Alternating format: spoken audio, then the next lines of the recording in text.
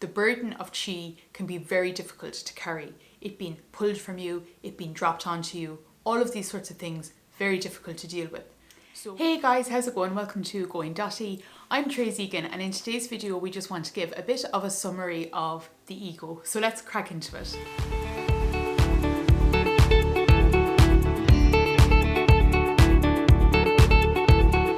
We're kind of coming up to the end of the ego series now, and we just want to be able to tie up a few of the loose ends and really finish this off into a piece, allowing it to be a whole construct and really allow it to have a practical use value in your life and in your world as you're navigating through things, as you're understanding elements that occur within your energetic vehicle, within space and relationships around you. The ego all happens internally. It happens internally, the inner self, the core of a being, and it's all to do with their perceptional self. It's their mental body construct, how they are operating, how they are flowing, how they perceive that it is all right to be in the world, what it is that they perceive is okay to be doing, and their lack of awareness of the energy body, the presence, and the mental body construct of other people. You know, unfortunately, the ego, who is a creative being in their very nature of their form, is very unaware of this creative energy and essence, and therefore unconsciously uses it in a very disproportionate manner to achieving things in a natural, organic way. We really can look at the ego as being a personality construct, and this is both how a person has allowed themselves to be formed and conditioned within the world, yet also perhaps lost a sense of themselves as they have given their power over to the collective, to the consensus reality, and to the general, word of the day, instead of being empowered, sovereign, and independent within themselves.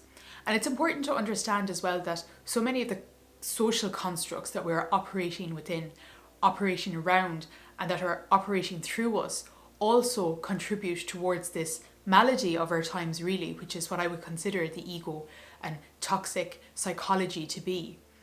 So much of the ego's interactional mechanics is about control, mental body control, narratives that they place on other people, when they manipulate the time-space continuum around them, where they throw up mirrors around others for others to uphold, when they project onto others and then expect other people to move, to meet and match the mold of that projection. So there's an awful lot of abusive elements that happen with these techniques of the ego, and they can be very subtle. They're very difficult to figure out. It's very bad for your mental health. We're not sure what reality is, what's truly going on, what's really real. Fundamentally, one of the things that we can say about the ego is that we cannot open up around the ego. It quite simply isn't safe. It's not safe to be open in your system and construct, because the ego is fundamentally waiting for themselves to be reflected in the world around them.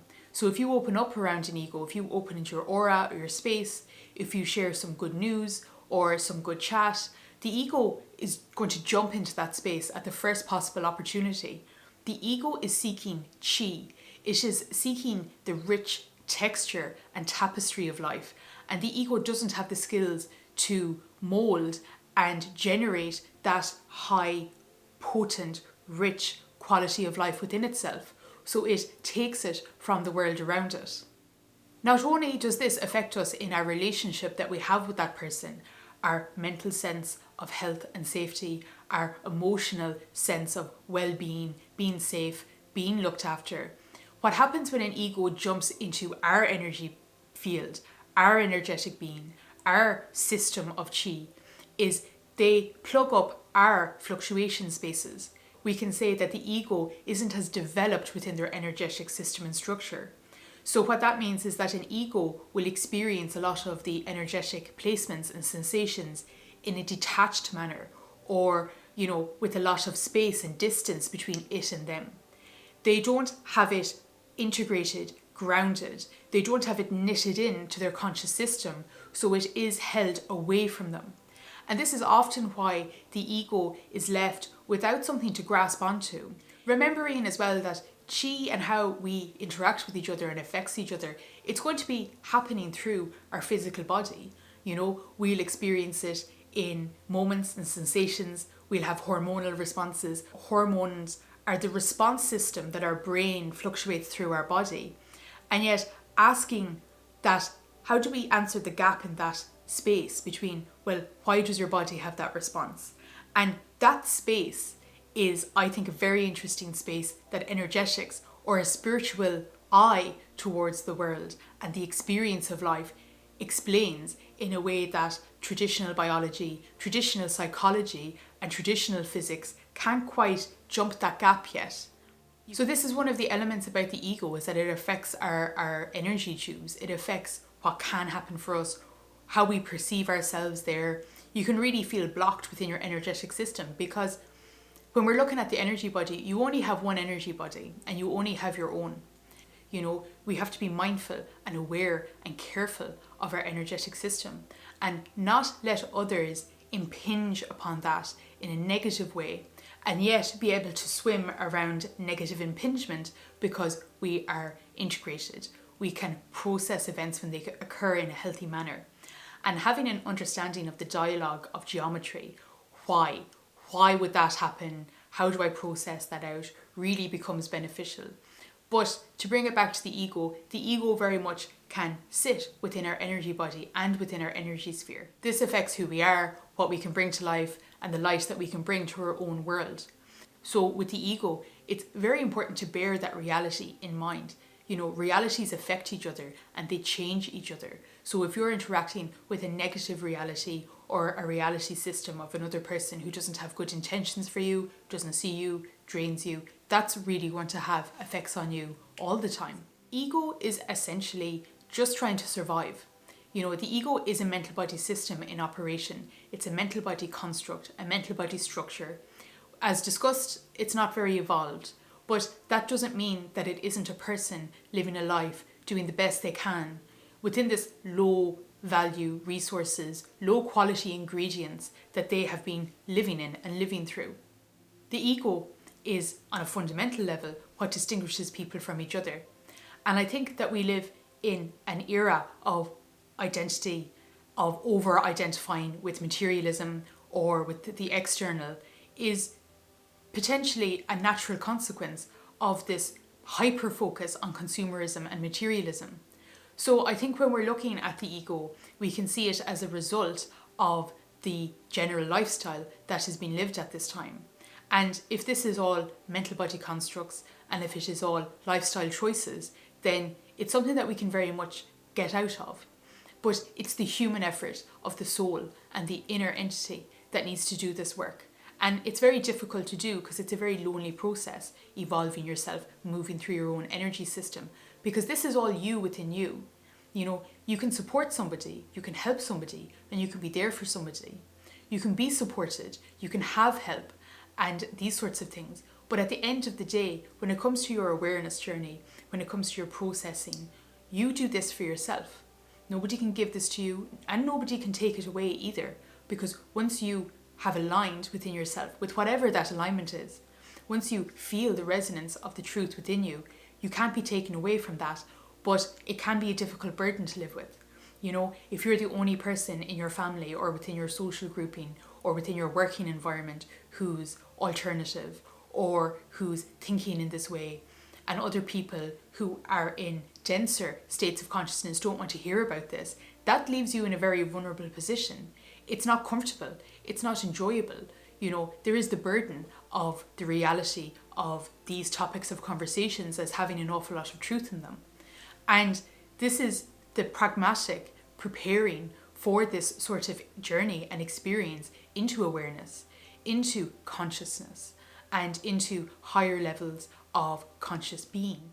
One of the things that we can also acknowledge about the ego is that the ego lives in fear.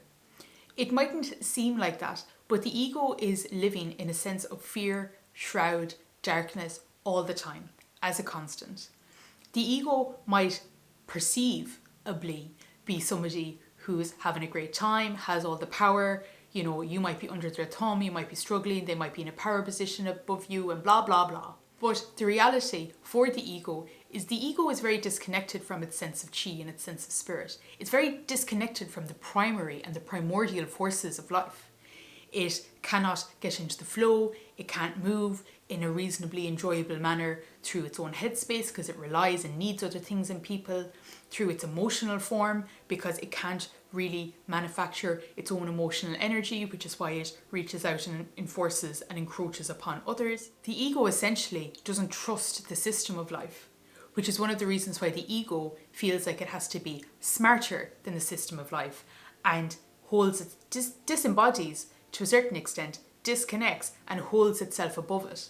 You know, the person who is living in an egotistical mentality, they're not embodied into themselves. There's a detachment going on, and there's a disconnect going on between their perception and their attuned living of that perception.